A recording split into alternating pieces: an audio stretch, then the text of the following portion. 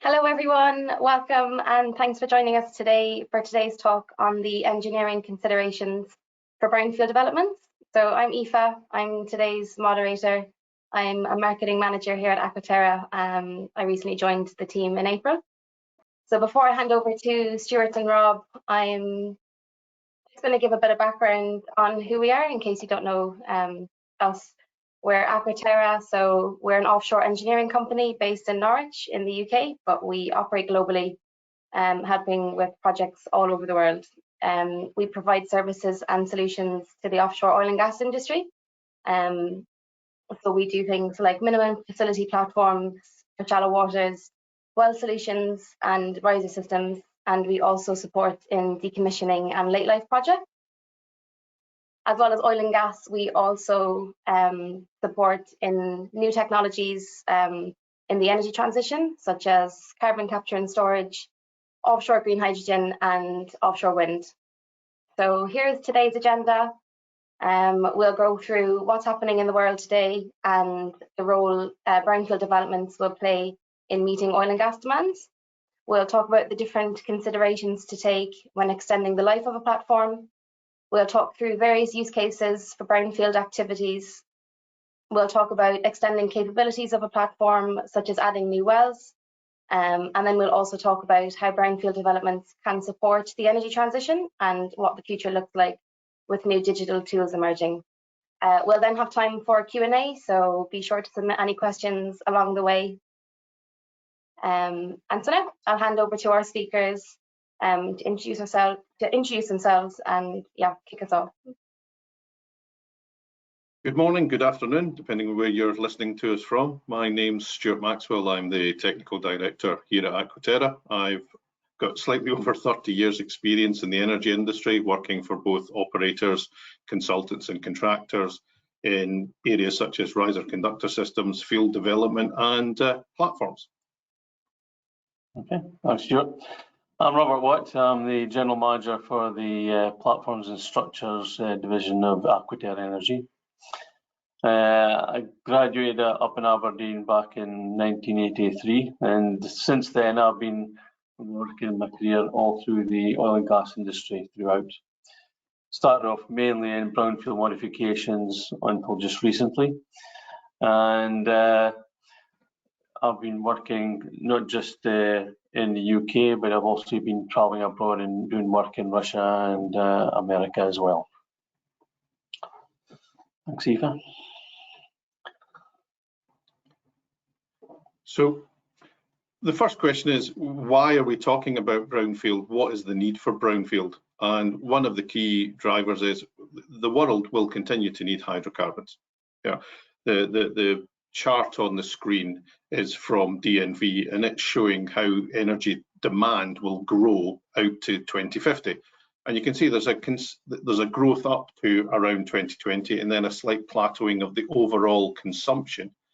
Through that, there's a fall in how much coal will produce, but the levels of natural gas and the levels of oil consumption remain effectively the same. There's no massive drop off.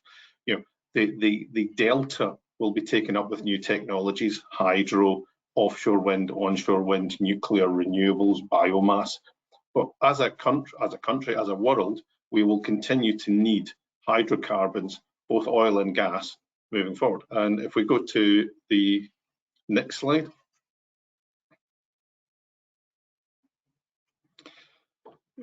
We've got, where are these hydrocarbons going to come from? Well, there's certainly a need for new developments. We'll always see some new oil and gas developments. There's political uncertainty, there's political drivers at the moment to minimize those. But what we will see is trying to extract more from the existing brownfield market. What we see, on the screen again, we're talking about the current understanding of the brownfield market out there. So there are currently over 70 offshore projects planned that have a value, individual value of in excess of 50 million. There are 20 projects that are valued at over $1 billion each. So these are significant bodies of work driving brownfield activity offshore. So making more use of our existing infrastructure, lengthening the life of the existing structure, repurposing the topsides. These are all subjects that we'll talk on moving forward. In terms of brownfield projects, where are they? And again, there's a chart here showing the mix. So basically, they're worldwide. There's a lot in the North Sea in UK and Norway, but wherever there's older existing infrastructure, so Middle East, Southeast Asia and West Africa, areas that have been producing oil and gas for 35, 40, 50 years, or in some parts of Southeast Asia, such as Indonesia, for over 100 years, they all have assets that we can do more with, extend the life of, that will need brownfield modifications. And you know, we talk about here the large value of brownfield mods, but remember, anything you do once a platform or a structure has been installed is brownfield. You know, replacing a length of pipe is a brownfield modification. Changing an entire topsides is a brownfield modification. So it's about the scale rather than the actions themselves. They're all brownfield work. So again, if we go to the next slide, please, Aoife. So this is where we touch on some different sort of use cases, I think we describe them as here. So, you know, life extension. So that's a generic. You know, I've got a platform that's been producing for 25 years and I'm still getting oil or gas from it. Well, I might have designed it for 25 years, but shutting it in, particularly whilst at the moment we've got a constriction in the energy supply from Russia due to embargoes, and we're looking to offset those sanctioned production. Well, why would you shut in a platform just because it's reached its theoretical design life? We must be able to extend that, whether that's for 5 years, 10 years, or another 20 years. So it's about looking at what you can do to make that existing platform produce for longer economically. What happens if you've got a platform that's designed for 8 slots and you think, actually, I could bring more production through that topsides? I've got ullage, I've got spare capacity in my process train or in my pipeline. Where can I fill that? Well, what you might have to do is add more slots to the platform. And this is an area we've got a few slides on later, talking about what you can do to bring more production and more slot capability to an existing platform. Then on the other side, on the energy transition, you look at, well, if I've got a platform offshore, particularly that's been producing gas through a gas, from a gas reservoir, well, if I'm looking to store CO2, if I've got a recently depleted gas reservoir, that may be, depending on geological considerations, ideal for the storage of CO2. So why would I put new infrastructure offshore? Why would I plan a new platform or a new pipeline when potentially I can use the pipeline and the platform I've got and simply repurpose it, changing the topsides, in some cases by a quite small degree, to store CO2, to inject into that recently depleted aquifer. And then we go the whole hog, so to speak, of topsides repurposing. So again, if you're in a situation where you're installing an offshore wind farm and you've got an existing shut-in, mothballed or soon-to-be mothballed platform nearby, why would you go for the whole new infrastructure, whole new jacket, when potentially you could remove the topsides that's there, or the vast majority of the topsides that's there, and simply replace it with a substation or a topsides that's suitable for the new energy market, the new energy sources from wind or from sort of green hydrogen, and put that topsides in an existing jacket, bringing forward the time of the project and reducing the overall cost. And I think we'll go to the next slide where Robert will talk more about the specifics of brownfield work. Thanks, Stuart. Just as you said there, it's quite a generic term, extending the life of a platform, and it means different things to different people. And it covers a multitude of scopes, a multitude of disciplines, and all of these need to be considered. And what you also got to bear in mind is that a platform doesn't suddenly just, at its end of life, and doesn't work anymore. Basically, you've got different elements of that platform that has come to its individual end of life and needs attention at that point in time. So really, when you're looking at end of life portfolio projects, you've got to consider the whole remit of the platform. I mean, it starts with the structure from the jacket itself. That could possibly need strengthening to make it last a bit longer. Just going to other things. Equipment that's been on there for a long time. So things like moving parts like compressors, pumps, they definitely have a shorter period of time, and they normally need addressing a lot faster. And what you've got to do there is monitor the performance of these rotating equipment to try and predict when these things are going to fall off that life graph, and then what you need to do to get it back on. And sometimes it doesn't need to be a total replacement, for example. It could just maybe a reblading of a turbine, that type of thing. Other things is extending the life of the platform. For example, the oil reservoirs are getting depleted, but you know there's an oil reservoir just 5 kilometers further out. So you might need to employ extended reach drilling, for example. That entails maybe chunkier pipe work. It needs maybe heavier equipment on board.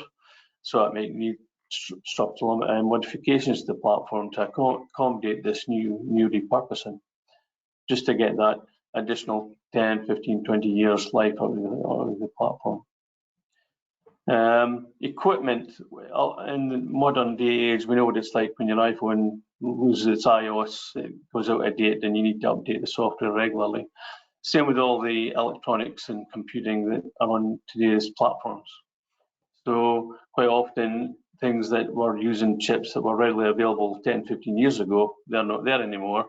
And the EOM turns around and says, okay, well, we're not supporting that anymore. iPhone 7's out the door, you'll need to buy a new iPhone 13. So then you got to go and reinvest CapEx into extending the life of those existing systems that are there to protect the platform. So all these different types of scopes, really when you're coming in to do that type of work, you've got to look at the information you've got in front of you. So you need all your key information, your basis of design, your specifications, your models, your drawings, like your P&IDs and such like. And then you've got to review that against the assets safety case. And the asset safety case is there to analyze all the safety critical elements on your platforms, and it dictates how well it has to perform to make sure that the place stays safe. And if any deterioration is noted in your maintenance management scheme of things, then you've got to address those things, and it can either be corrective, where you're just fixing things on the go, or you might have to go to a project level and go and totally replace something out. As you can see, it covers all the different disciplines. Even pipework. Pipework gets attacked internally and externally. You've got your external corrosion from the seawater, you've got your internal blasted from sand, etc., and it deteriorates your wall thickness. It's originally designed for a given life, so it's like X plus Y, and as your Y depletes and gets close to the X, that's when you need to look at doing something new, typically replacing that pipework. And that's normally more prevalent in heavy duty type processes, such where you've got high sand production from your platform. Other things with extending life is as your reservoir depletes, you quite often get an increase in the produced water that's coming on board the platform. And in the olden days, that just used to get pumped over the side, but obviously in modern day regulations, that's not allowed anymore. So what you have to do is handle that increase in water. So you get produced water handling systems and get it ready for re-injecting back down into the reservoir into a different area so that it can continue. Platforms, when they first kick off, they start at the very beginning of the project. It's a greenfield project. It's all shiny and new when it goes out there. It does what it's meant to do straight out of the box. Then over the next 10, 15, 20 years, that purpose tweaks here and there. So things get added on at the end, or that gets switched off, and there's a newer version of this added on its side, but we'll leave the old one there just in case we need it. And it sort of creates an organic growth in itself. when you're coming to repurposing and extending the life of a platform, you've got to look at the cases where, well, actually these things are not required anymore. They're heavy. We need to get them off that platform.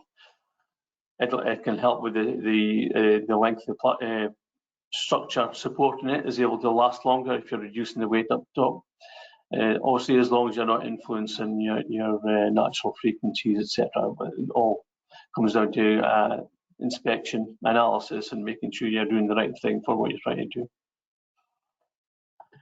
So that aging platform, so when you come into a major life extension project, you need to go through everything in detail and make sure you understand each individual scope and why you're doing it and when you're doing it. So but all in all, it makes sense ethically. It's part of your ESG, your environmental social governance. It's all about reusing what you've got rather than throwing it away and wasting it. So I think I've covered most of what I was trying to say. I'll go on to the next slide.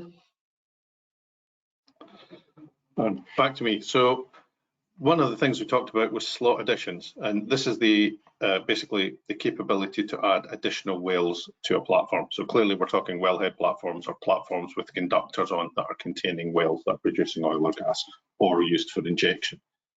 Typically, when a platform is designed, there is thought given into the maximum number of wells that I will need for the life of that platform. And usually there's a contingency. You'll add 1 or 2 spare slots that will allow for issues during initial drilling or just for that upside capability. It's not uncommon that that estimate is wrong. Sometimes, sometimes it's out by 1 slot, sometimes it's out by a number of slots. But typically this is a good thing for the asset owner, because what it typically will mean is I am producing more fluid, I am producing for longer on the existing wells, so I don't want to shut those in or sort of partially abandon them and sidetrack them. I want to bring more slots on, and I want to have more capability to bring production onto my platform. The images on the screen are from 2 projects that Aquaterra were involved with, so I'm using our own examples here. So the one on the right was a single slot that was added to a platform in the southern basin of the North Sea. So that involved some riser analysis and to show that only 1 additional guide was required above water level, and that was installed. And as you can see, it's all clamped in place. Therefore, no hot work was required, and all of the work could be done without divers, saving you any subsea operations and any difficulty associated with that. The picture on the right shows where there were 4 additional slots added, and that was for a project in Southeast Asia. And if we go to the next slide, we've got some more information on that. So this was an operator in the Gulf of Thailand. This was a fairly new platform. It had gone in. It already had 16 wells on board, and they realized they had the capacity to bring more production through the topside. The wells ended up having a longer tail production than they had planned, and rather than P&Aing the wells and going in and sort of driving new conductors off, they thought, well, if we can keep those existing wells running for longer through that tail period, that will bring in potentially up to 20,000 barrels a day extra for a long period in the platform life. So as Aquaterra, we looked at this now. The client was very keen to basically be able to use exactly the same conductor design, exactly the same well design as they had on all the other slots. And this was quite a slim conductor. I think it was around 20 inch or 13 5/8. As such, we were required to basically put in guides at every elevation that there were existing guides in on that jacket. So that needed 4 additional levels to be installed, 1 above sea level, 3 below. They were very keen to make these changes and these installations quickly as possible, primarily because they had a jack-up on site ready to drill the additional wells. So as you can see there, so what happened is, from discussing the initial concept with the client, we came up with a design. It was fabricated locally in Southeast Asia, and it was mobilized to Thailand in slightly over 1 month. We looked at installation. Installation was critical there. So one of the key points was alignment of these guides. So whilst the clamps themselves are adjustable and allow for a certain amount of play, that's really to take up fabrication tolerances in the pipe, the surrounding structural members of the platform, but you want to get alignment. So one of the things that we did do was we installed the lowest set of guides first, ran 2 top wires and used those as alignment aids for the other guides working our way up, to ensure that we had vertical alignment in the slots and there were no issues during the drilling process of running the conductor. And these all went in very, very smoothly. I think the offshore operations themselves were a number of days. They were assisted by divers because it's within air diving depth. And the client was very, very happy. And the key driver here was this was a brownfield operation, brought in the ability to add 4 new conductors to the platform, 4 new wells. And as we mentioned at the bottom there, this kit meant that they were basically enabling an extra 20,000 barrels a day through the tail period from the existing wells. So more production, more use, additional revenue for the client. So next slide, please. Robert touched on this, as well as cost benefits. Why would you look at brownfield operations? Well, ESG benefits. And as Rob says, ESG, environmental, social, and governance. So back to the reuse rather than replace principle. So if I can make use of an existing jacket, existing topsides, and tweak and add. So as I said, every ton of steel produced in 2018 was 1.85 tons of CO2. So if I am not replacing my jacket, if I am not putting 600 tons, 1,000 tons new jacket offshore, that's a significant CO2 saving I've got straight away. So my project, which will have lots of eyes on it because we're working in the hydrocarbon sphere, we can demonstrate that we are, through the use of brownfield modifications and maximising the reuse of existing infrastructure, we are minimising that additional carbon footprint. We're doing more with less. If I am making use of a jacket offshore rather than installing a new jacket, I'm minimising the amount of travel offshore. I'm minimising the amount of installation activity. Now, travel and installation activities are 2 of the riskiest areas with offshore oil and gas infrastructure. So for every person less that I send to offshore to install something or go offshore to a platform, I am reducing the risk profile. I am making it safer. And similarly, just in general, the message of, the reuse rather than replace, or repurpose rather than replace, it just makes sense ethically. As an industry, we've got many eyes on us in terms of what we're doing. What are you doing in terms of CO2? What are you doing in terms of environmental impact? So showing that what we're doing is as responsible as it can be to maintain that oil and gas production, which, if we go right back to the first slide, is still going to be required for 30 years. We still, as a world, need this hydrocarbon output, but we need to do it in a way that has as little impact as possible. And one of those is that whole brownfield maximisation. So next slide, please. Thanks, Eva. So previously, earlier in the presentation, I was talking about the modifications to oil and gas platforms. And here we're now looking at what's happening in the energy transition and the renewable energy that's happening across the world now. Here are some examples. And on the offshore wind here, you can see in the picture there a central platform adjacent to a wind turbine farm.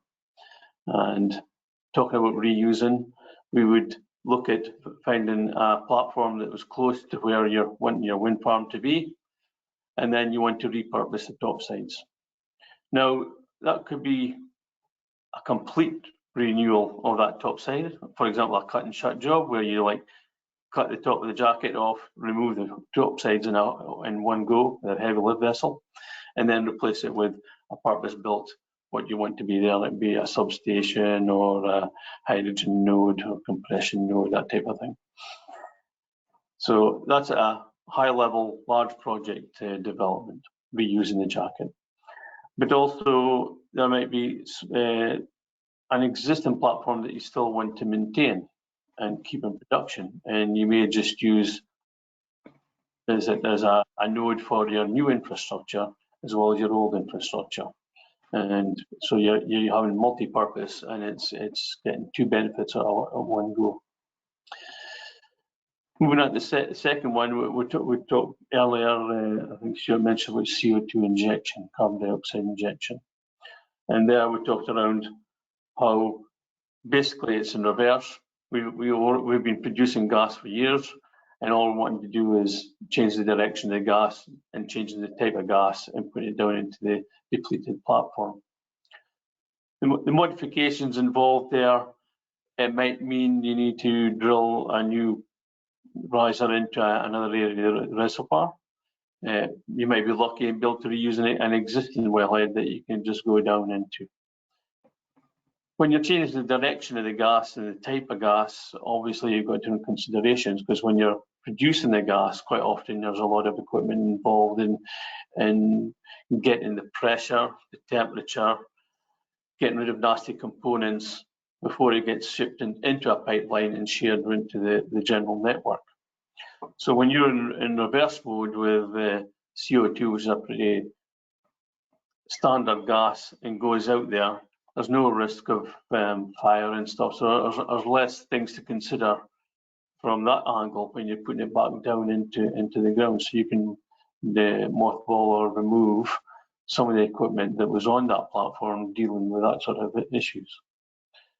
Things like compressors, ideally you want all your compression done onshore before it goes offshore, but then you might need a little booster compression on that platform. Existing compressors might be able to be reused, which would be good. If not, then you've got to consider maybe a smaller compressor and moving the old one, that type of thing. And also you've got to change the pipework orientation around, because you're now going in a totally different direction, going in out of the out, that type of thing. So all your normal considerations such as vibration and pipe supports and all that needs to be in good stead. The other thing is this can be done again with a live platform, so it doesn't need to be wait for a dead platform to be around to be reused. You could be injecting CO2 while another area of the reservoir is being used to produce. So again, it's about transition. It's a step jump. You're planning ahead and you're maximizing your output and your efforts and all in making the best use of things, which is part of your ESG. And the third slide there we've got is on hydrogen production. So there we've got an example there is a jackup or a MOPU that you can repurpose to do that sort of hydrogen conversion from water. And it's all about reusing these. Now, I know jackups are quite in demand at the moment, which is why I think maybe MOPUs are more relevant at this moment in time. A MOPU, for those who don't know, is a mobile offshore production unit. So it's like a jackup drilling rig, but it has processing capability on the decks for separation and export. So in doing it, those sort of brownfield modifications, you've got to understand what's required to be left on the MOPU that you need for your purposes. Things like drain systems, for example, or venting, for example, could all be reused. Electrical systems, so you've got power supplies and stuff like that. But then you've got to get rid of the stuff that you don't need to make room for those hydrogen generation units to go on board. We are currently heavily involved in a Haldane project, which is looking at that type of technology and reuse. Okay, that's those examples. Next slide. So we've talked about brownfield work and brownfield modification to existing assets or potentially older assets that are becoming elderly now. But what is next? What is the digital future? Well, as Robert mentioned, if you're looking at a platform that was possibly designed and constructed 25 plus years ago, you will typically be going through reams and reams and reams of paperwork, old drawings, some of which may be digitized, some of which may not. Moving forward, the change in the ready availability of better instrumentation, cheaper instrumentation, and the whole ethos of a digital twin will feature heavily in brownfield modification. If you have a single database containing all of the information in your platform that's readily available for people, then it makes those brownfield modifications easier to do. People around the world can readily access that information. You have, as the saying goes, you have got one version of the truth that everyone is working on. Rather than the team in Houston looking at drawings that are 20 years old and the team in the UK looking at drawings that are 15 years ago that don't quite match up. And for those of you that have been involved in these sort of projects, I'm sure you can appreciate that type of issue. One of the areas where we do see a great future is that combination, that extension of the digital twin. So the combination of a digital twin with improved instrumentation all feeding back. So, we're not far off a future where older platforms may well have wave monitoring devices, your standard pressure, temperature sensors, vibration sensors, something that's measuring natural frequency of the structure as a whole. And that's constantly being reviewed and recorded, not by humans, but by the digital twin system, by the system that is becoming, to a degree, self-aware and commissioning its own work. So if it registers changes in vibrations in the rotating machinery, or it registers that there's been an impact or a seismic event, something's changed the natural frequency of the platform, it may automatically flag and kick off some analysis work, or it may automatically flag and send a message to the onshore team saying, you must come and inspect this piece of equipment or this area of the platform because something has gone wrong or something has changed. So brownfield will be with us in the future. Brownfield will continue to be a major issue moving forward, but the way that we manage it as engineers and as sort of companies will change. It will become more digital. It will become, to a degree, simpler to do because the information will be more at your fingertips. The other flip side of that is there will be a lot more information for people to plow through to pull the relevance out of. So if we can go to what I believe is the last slide. So what are the key points from this presentation? Well, firstly, oil and gas and hydrocarbon production in general will be with us for at least 30 years, if not longer. It provides a key part of the world's energy demands, or addressing a key part of the world's energy demands. Consumption will be there. Even if we electrify more and the renewable sources accelerate ahead of plan, there will still be a need for hydrocarbons in our world. And as part of that, brownfield will play a key role in that short-term and longer-term production of those hydrocarbons, and potentially into the energy transition and the reuse and repurposing for different applications. And just a reminder on brownfield projects, they've got very specific demands. You want to be clear on the scope that you're going to be working on, and you need to make sure your information is up to date and valid. And if you don't have that information, you need to go find it, whether it be new surveys, new inspections, installing monitoring devices that says, right, you think you're there, but actually you're here. So therefore you might have to do something faster, or you can maybe put it out and do it a little later on for your life extension. So extending the life of the platform, we're talking about slot additions and repurposing, CO2 injection, and all these things. You've got to make the right considerations for each scope. You've always got to make sure that what you're doing is safe. You've always got to make sure that it complies with the ESG requirements. We always treat every project the same in regard to ESG. We think of the end product. When it's easy to design something, and then when someone else has to go and build it, it takes them a large carbon footprint to do that. So we're always bearing in mind that we are thinking of how it's going to be built and recommending to the client how the best way to do that is. So by nature, brownfield developments have unique ESG benefits to them by using less materials and repurposing existing assets. We've talked about it in all the slides through this live stream event today, and I just want to make sure that that lands with everyone, that ESG is top of our heads when we're talking about investing in the future with brownfield mods, whether it be in oil and gas or whether it be in the energy transition piece and the renewable energies. And as I mentioned in the last slide, moving forward,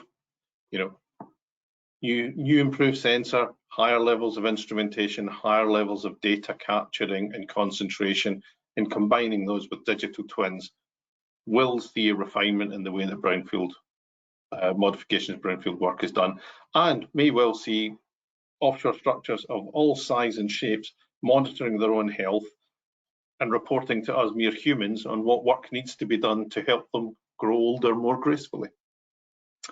I think that's it. So we look forward to any questions that you may have. Okay. Thank you, Stuart, and thank you, Rob. I hope everyone enjoyed the talk, and we'll go straight into questions because I've got a few here. So I suppose I'll let you decide who wants to take it, but the first one is, are all platforms suitable for brownfield projects? We can do it. Well, you're back to it depends what you're looking to do from a brownfield standpoint. If it's a platform and you're saying, can I extend the life?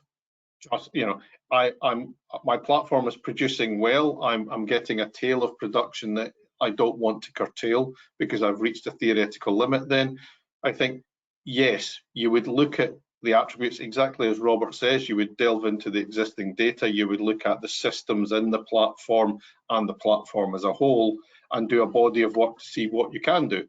Now, the answer might be, like all things, you can extend the life by X effectively for free with no intervention required. But to get another body of work, these jobs need to be done. And then if you want another extension, it's structural modification. So it's focusing, I think, as Robert mentioned, very much in understanding exactly what you want to achieve and realizing it's not just looking at individual parts of the platform, it's looking at it in its entirety and then delving into the systems that would be impacted.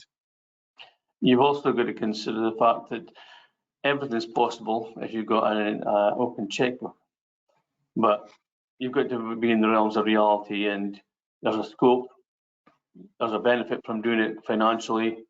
Does it marry up or not? So if it passes that gate, then all mods are done. Yeah. Thanks, guys. So the next one is, how do you predict performance standard degradation of a platform? That's definitely one for Robert. Yeah. I broached this earlier. I talked about reviewing the existing status of a platform and trying to predict how that's going to deteriorate with time. Obviously, you've got your original design basis, which does that original prediction, and then obviously all platforms change and grow bits here and there, and so when you get down the line, that prediction has got a bit of unsurety about it. So what you're going to do is you look at the inspection reports, the maintenance reports of what's been happening, so that you can see where you've got problem areas, and then based on what the information you have, you then try and predict when that's going to come to a critical point that you need to do something about. And then you would choose an earlier date to make sure you have your new setup ready to take over and extend the life of that. And also on the digital twin side of things, sorry, that way, we talked about the online monitoring, which you can do with vibration analysis and accelerometers and stuff like that. And so that gives you live systems which can give you that alarm bell saying that you might have predicted it was going to happen with a smooth transition down to that point, but actually you've had an event happen. So then you've got to have that earlier intervention. So lots of new technology, all helping us to get to that prediction.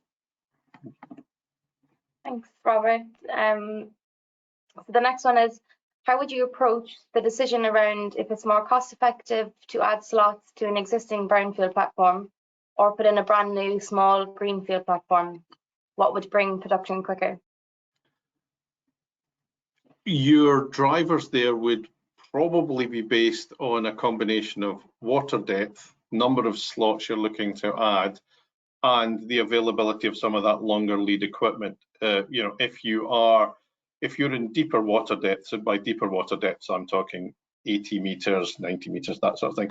Typically, adding to an existing platform will be faster than installing something new, mainly because even if you wanted to bring one new well on stream in that sort of water depth, there's a larger amount of steel work you have to install just to support that well, assuming you're putting a dry wellhead and tree on it.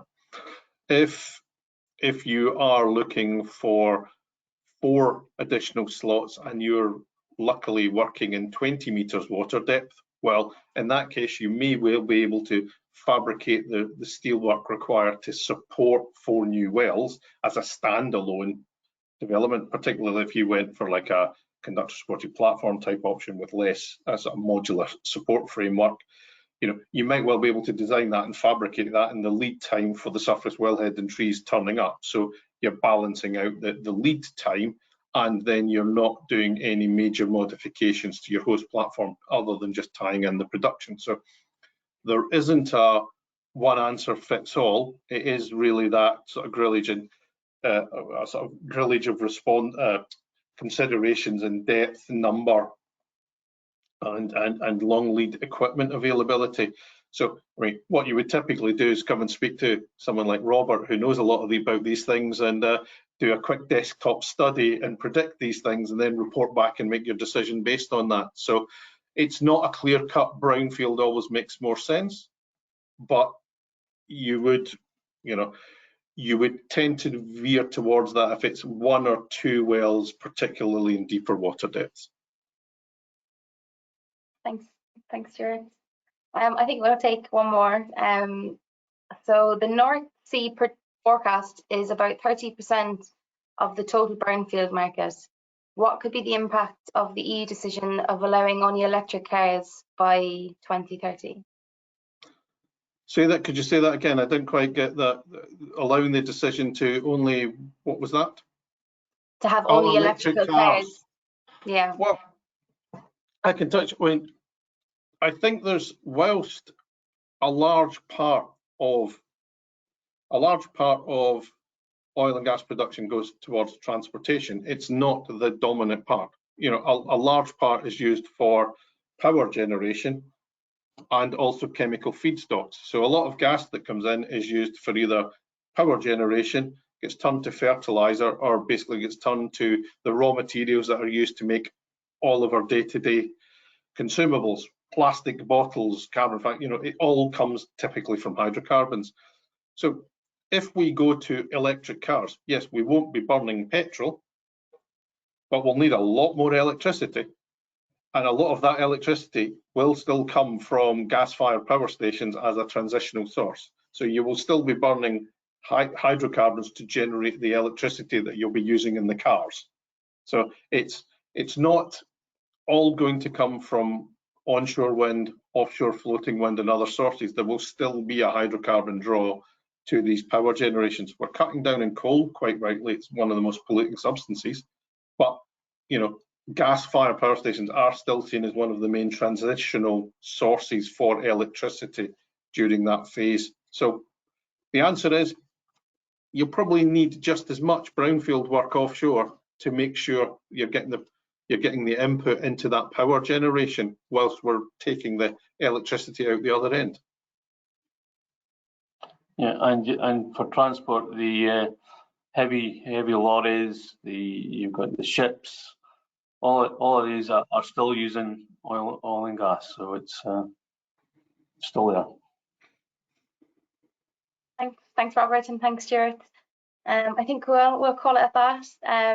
If you've got any more questions or feedback or anything, there's an email on that slide, so you can feel free to contact us. But yeah, thank you, and thanks, Robert and Stuart, again. Thank you. Thank you, everyone, for listening. Thanks, everyone. Thanks, Aoife.